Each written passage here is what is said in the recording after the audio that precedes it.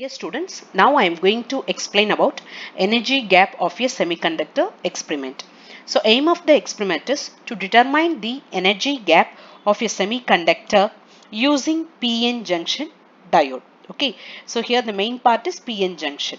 And then apparatus required for this experiment is energy band gap kit and then thermometer and patch cords. Okay, so this energy band gap kit consists of PN junction, that is diode, and voltmeter, ammeter, heater. Okay, so these are the things will present in this energy band gap kit. Okay, so now you will have idea about what is the aim and what is the apparatus required for this. So now we are going to discuss about circuit diagram for this experiment. So for this experiment, the main part is we have to give the reverse biasing connection. So what is the reverse biasing connection?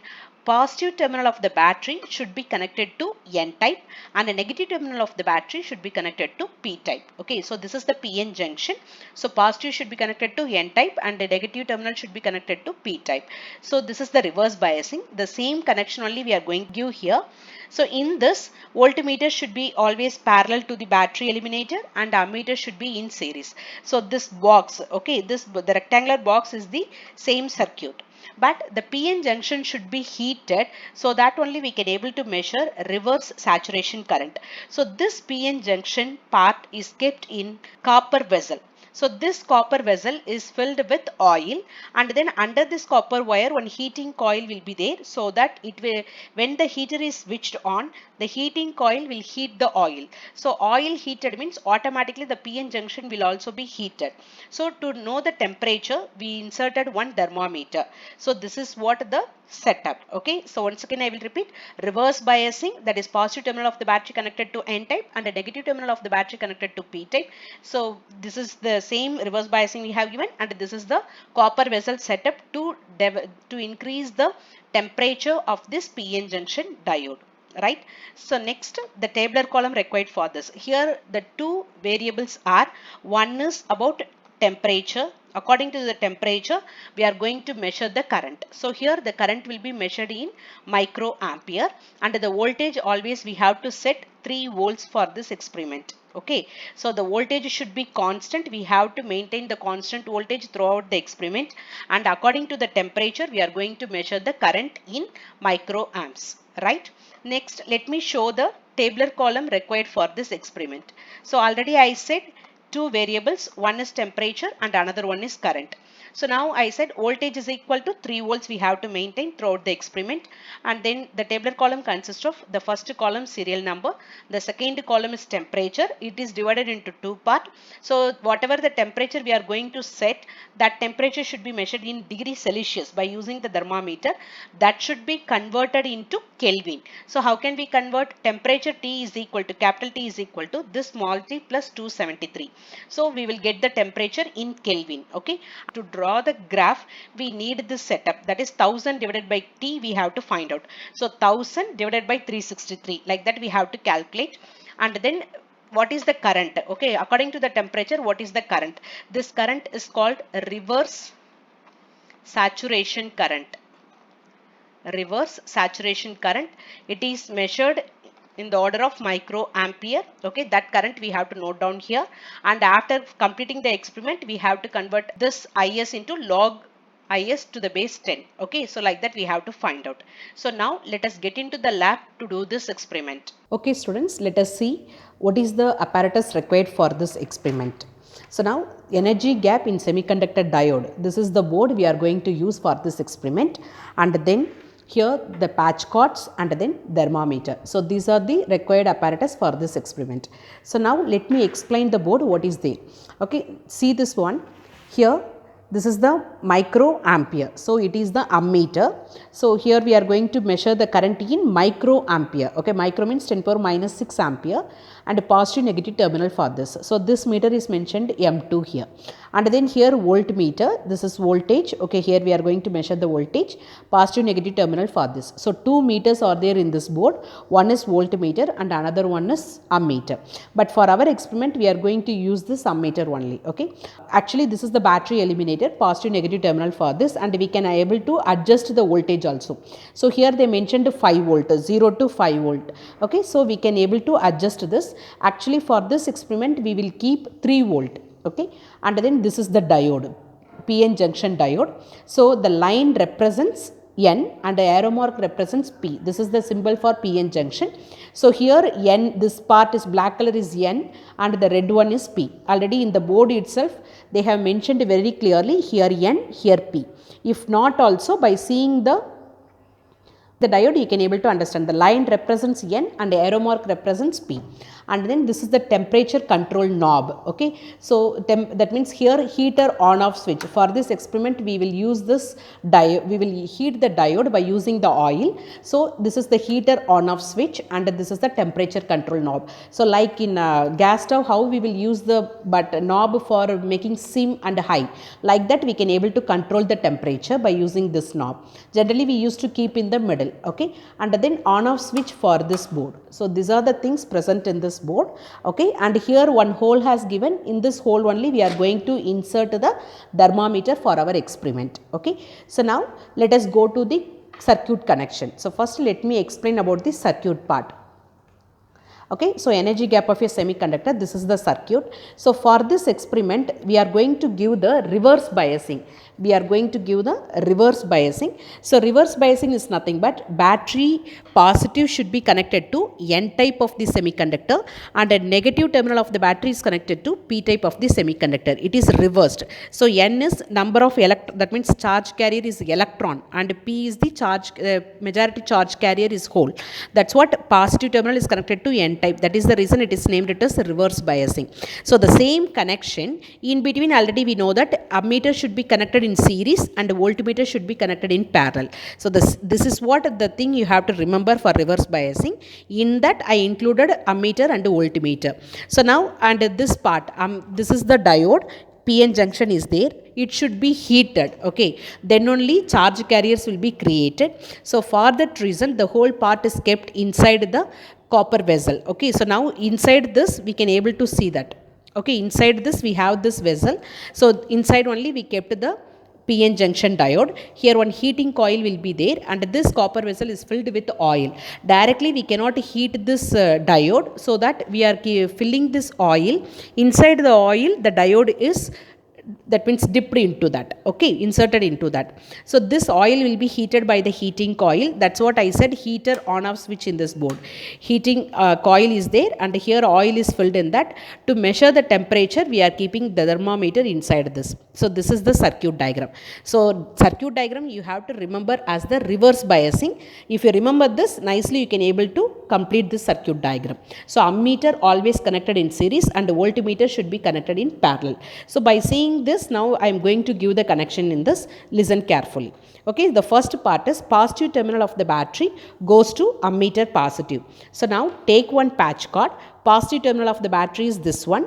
Okay, it goes to the ammeter positive, and then ammeter negative goes to N type. So this is ammeter negative. It goes to the N type here. Line represents N. Okay, N type, and then P type goes to the battery negative. So P type goes to the battery negative. That's it. The connection is this part, outer part is over. Next to voltmeter should be connected parallel to the battery eliminator, that is power supply. So take the two wires. Okay, so voltmeter positive goes to power supply positive, voltage positive goes to power supply positive, and voltage negative goes to power supply negative. That's it. So this is what the connection part in this energy gap. Okay, so the first point what you have to remember, reverse biasing, and the second part is ammeter should be connected in series, voltmeter should be connected parallel to the power supply. Okay, and this part already done in this. Our duty is to insert the thermometer inside the hole. That's it. So now it shows the room temperature, right? So this is what the circuit connection. Next we have to start our experiment. So how to do this experiment? So now listen carefully. First thing is, in this main variables are temperature and current. One is temperature and another one is current. First one is temperature and another one is current. This current is reverse saturation current. So first we have to set voltage is equal to 3 volt. So before starting our experiment, we have to set the voltage as 3 volt. So already I said adjust this knob to make 3 volt. So now you can see this voltmeter. It is showing 3. So first we have to fix the voltage is equal to 3 volt, and then let the heater should be on. So now heater is on. So the temperature is keep on rising. You can able to see in this. Now it reached 34. Okay, 34. So first what you have to do means the temperature should go. The temperature should go 90 degree. Okay, 90 degree, and up to that we should wait. Okay, already heater is switched on, so the temperature is slowly increasing. Let the temperature reach up to 90 degree. Up to that we should wait. Okay, once it reaches 90 degree, then only we have to start our experiment. So we just wait and watch when it reaches the 90 degree, then we will start our experiment. The 90 degree. So once it reaches 90 degrees, we switch off this heater. Okay, the heater should be switched off. So the temperature will go 1 or 2 that means 91 or 92. So let it come up to 90 degree. So we have to start taking the readings from 90 degree. So once it reaches 90 degree, take down the current value. So it is around 76. Okay, the current is now 76. So now see here, it is 91. Let it come up to 90 degree. Okay, so now for 90 degree, the current is 78. So now the current here, IS is the current. So 78 we have to note down. Microampere. Already I mentioned the unit here, microampere. And then now it reaches 85. So every 5 degree fall of temperature, you have to note down the current. So this is what the experiment is.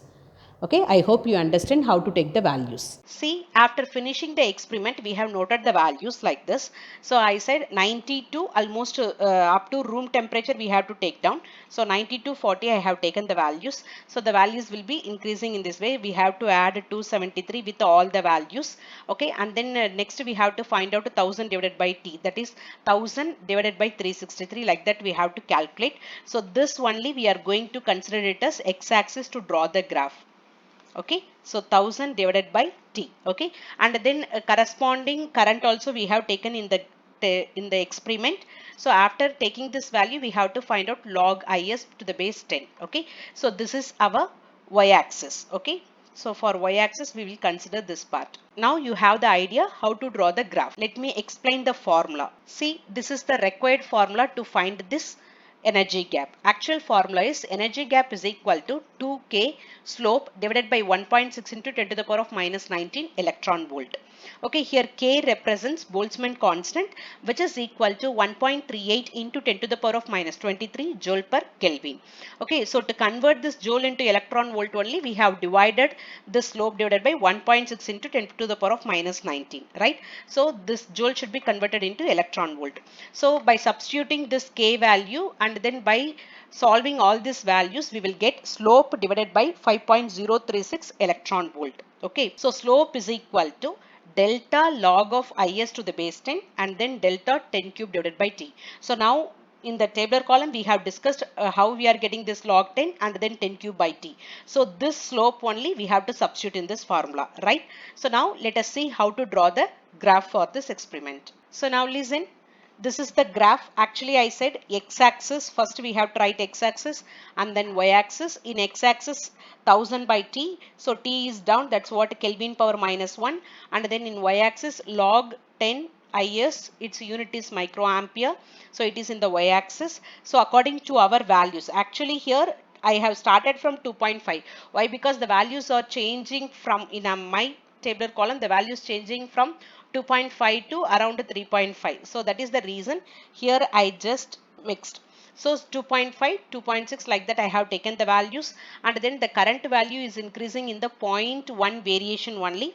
So that's what x-axis 1 unit is equal to 0.1 Kelvin. Kelvin power minus 1. 2.5, 2.6 means we have taken the difference of 0.1 and the unit is K power minus 1.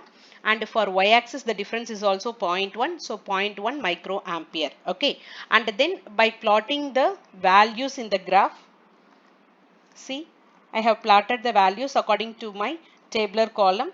Okay, I am getting the graph like this. After drawing the graph, we have to take the slope. Okay, so how we will find the slope? By drawing this line, we can able to find the slope. The general formula for slope is equal to y2 minus y1 divided by x2 minus x1, right? So this is the x1 value, this is x2 value, this is y2 and this is y1.